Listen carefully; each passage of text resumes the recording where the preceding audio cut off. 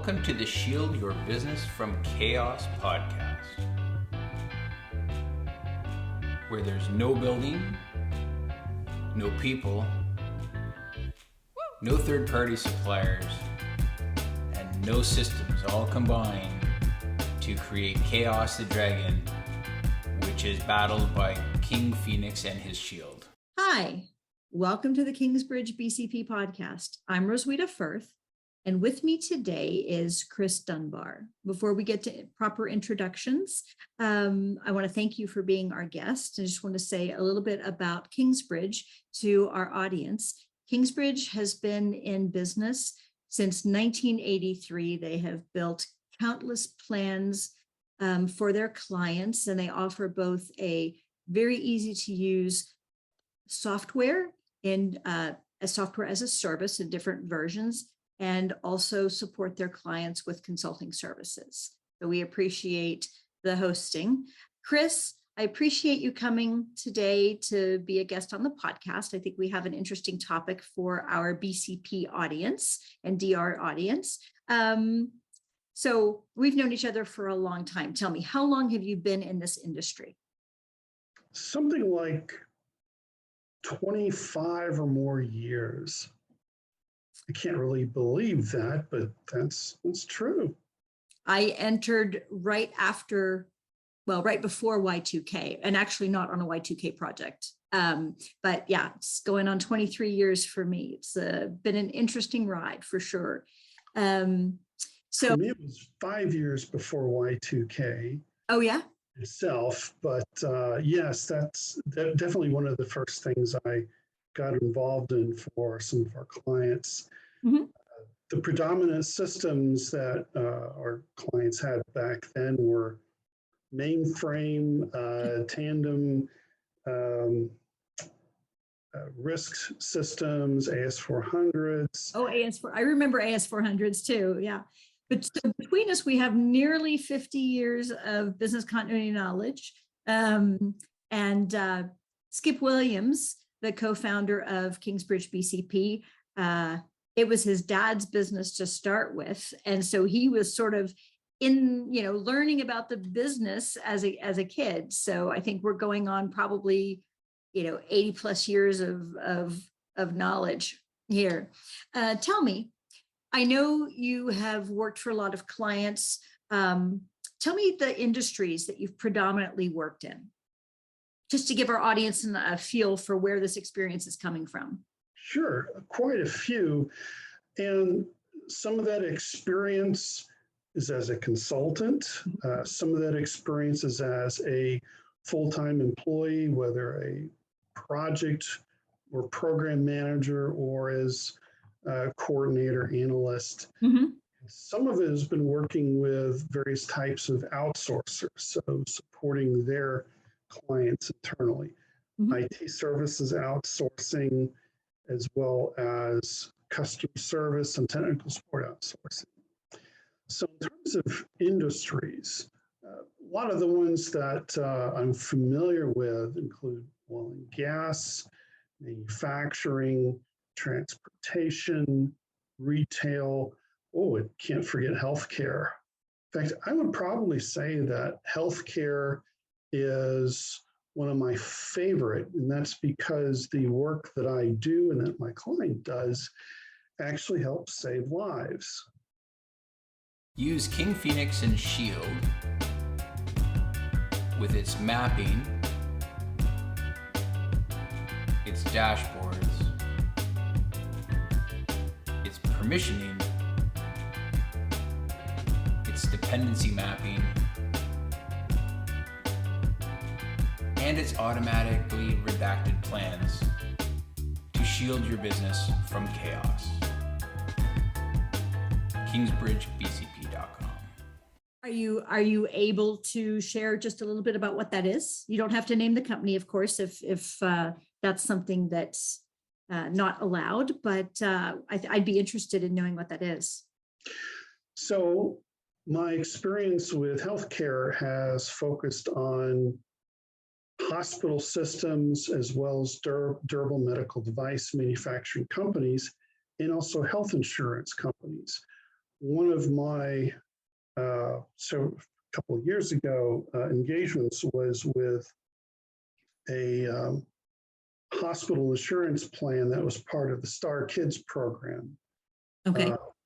So the Star Kids program is a government sponsored charity that helps children's medical expenses get paid for if they meet certain criteria. Valuable work that all of them did and that you helped them do. That's great. So today's topic, we are discussing, well, if I have my DRP or my disaster recovery plan in the cloud, do I still need a plan? I'm going to let the audience in on a secret. Yes, the answer is you still do. And Chris is here to tell us why.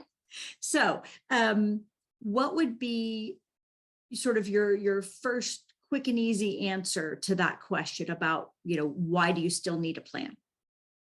Well, there's certainly a lot of topic points we can get into. Mm-hmm. And we will. I think first and foremost, though, is that putting your IT, whether it's IT as a service, whether you're just looking at the applications themselves, so software as a service, you're thinking, I'm putting it in the cloud so that I don't have to have my own employees support it. I don't have to pay for a data center. Mm-hmm.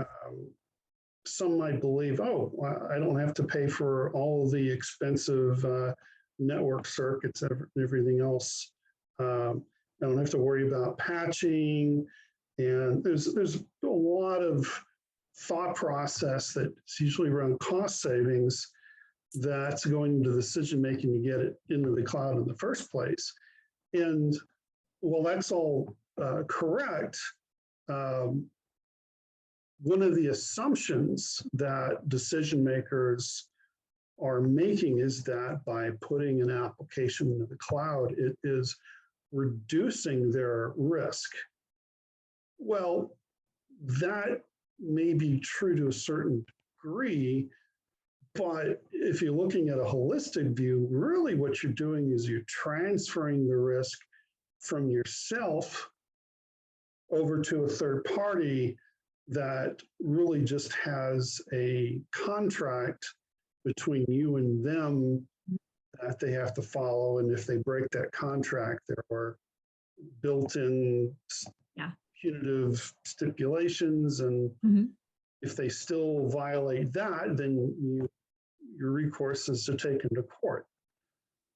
Now, in terms of relying on that for disaster recovery, you are now relying on the third party to not only provide regular services, which a lot of companies do with minimal error, and there is in a lot of cases an overall cost savings. But remember, in terms of risk, the same kinds of stuff that could happen to you when you have that application in the data center could happen to them.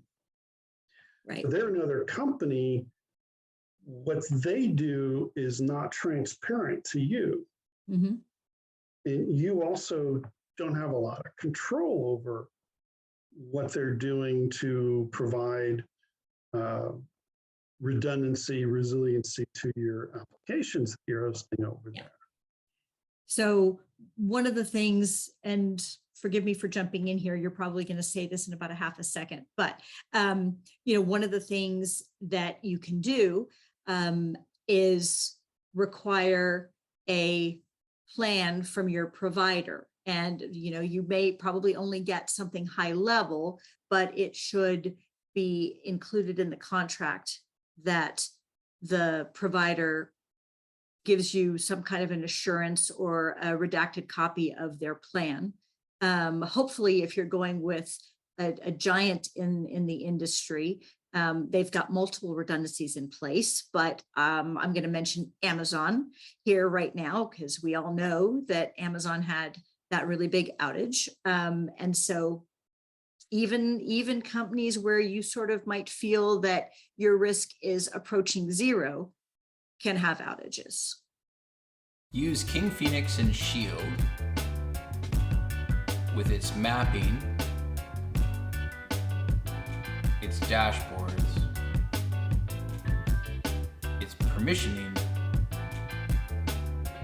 its dependency mapping, and its automatically redacted plans to shield your business from chaos. KISSBCP.com. Yes, actually, that is very true. And there's different times when you can approach the third party to try to get some assurances that they will handle crises on their side that impact service delivery to you in a reasonable amount of time with a reasonable amount of minimum impact data loss and other things like that. So as you were saying, once you get into the negotiations for the contracts, you're defining with the client your SLA, your OLA, and other aspects of the relationship, the master services agreement. Yeah. I mean, of course, they're going to have a force majeure statement which absolves them under conditions, but they also usually say they make best efforts to recover you. But if you're at the beginning of the relationship, you're still in the negotiating stages, nothing's been signed yet, you can ask for more precise or more robust commitments to resiliency and transparency. Yes. So you can still ask them. Yes, exactly. Transparency is really important. Yeah. So you're right about redacted plans, certainly. But you also want to get more information about how they test, how often they test, what types of testings they perform, what their results have been, what the focuses of their tests, like what types of tests and exercises they perform. And we also have to kind of expand ourselves beyond just the disaster recovery scope. And especially if this third party is providing human-based services to you, such as support, technical support, customer support, if they are helping on the development side, wherever there are people involved, these people are located somewhere in that organization, somewhere in the globe. So the same kind of concerns that you have for regional threats such as hurricanes, earthquakes, and that sort of thing. If one of your facilities is impacted, multiple of your facilities are impacted, those are the same hazards that apply to their locations. So you really need to know where their customer service locations are that are delivering services to you. You need to know where, if they're distributing product to you, you need to know where those locations are. So you can plan more accurately about if there's a regional situation that happens that they're going to be affected similarly to you. At least there's that potential